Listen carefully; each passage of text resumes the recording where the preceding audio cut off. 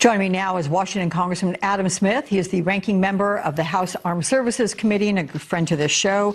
Congressman, we're glad to have you back, sir. So President Trump's plans for the next phase of the war remain unclear. On Saturday, he backtracked on a U.S.-backed Kurdish forces offensive and said he might send American ground troops to Iran at some point, adding, quote, "It would be a great thing."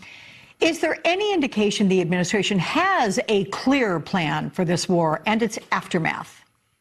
No, they don't have a clear plan. They have a somewhat vague idea of what they want, which is, frankly, what we all want. We'd love to have a government in Iran that wasn't spreading terrorism throughout the region, building ballistic missile programs, and chanting death to Israel and death to America.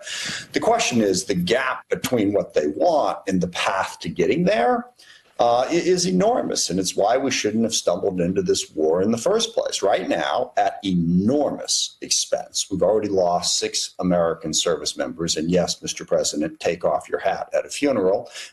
We have seen the economy devastated. We've seen, gosh, thousands of civilians killed, the entire region of the Middle East destabilized, all for the basic goal in the short term of trying to degrade Iran's capability. By how much?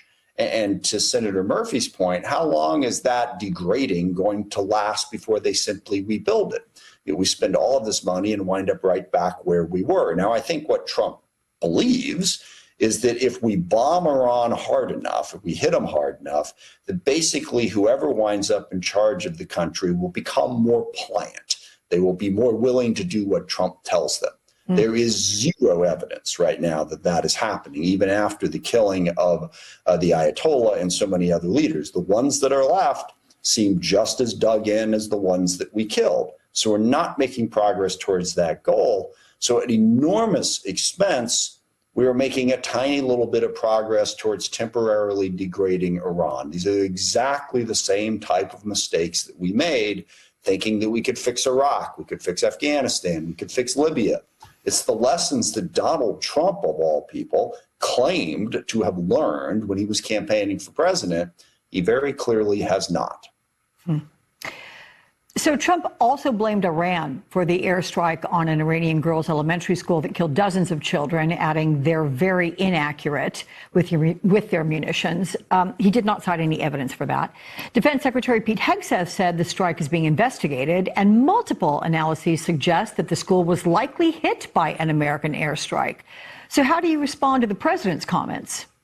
Yeah, 2 things. First of all, Donald Trump is a liar.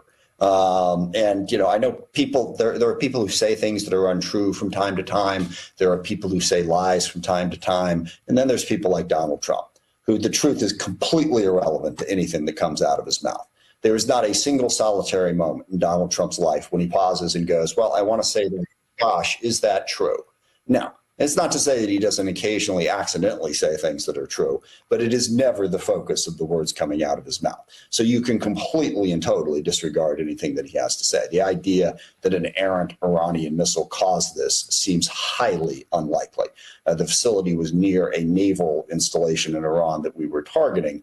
It seems to me at this point that CENTCOM is dragging their feet a little bit and giving us the information because it seems likely this was a mistake by us. And then the second point is Hegseth and Trump's, whole, there are no rules of engagement are pointless. We're not going to fight a woke war. Basically, we're going to go in and try to kill as many people as we possibly can. That sort of callous disregard for protecting civilian lives in a conflict has consequences. And I am pretty sure that when the dust settles and we see what actually happened here, the death of those 150 Iranian schoolgirls will be one of those consequences of taking that cavalier an approach to protecting civilians in a war. The president said that he should be involved in choosing Iran's next leader and has repeatedly raised the possibility of using the so-called Venezuela model of regime change in Iran. Given the history of Iraq and Afghanistan, and you've referenced that, how realistic or dangerous is Trump's assumption when you're talking about a much larger, heavily armed country?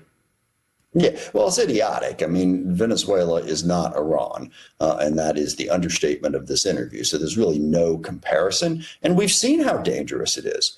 Trump blundered into this war thinking it would be easy to accomplish the goal you just set.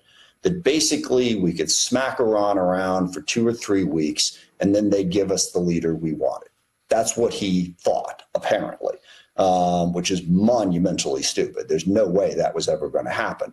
90 million people in Iran, vastly, more entrenched regime, military capability.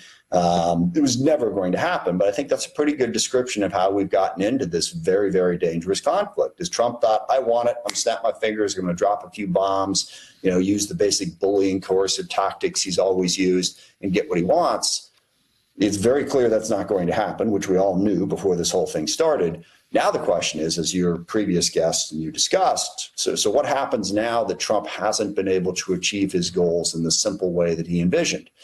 Is he smart enough to not throw good money after bad and find an off-ramp, or does he dig in and keep moving forward? And I'm really frightened about what the answer to that question will be. Okay, Congressman Adam Smith, as always, thank you so much, sir.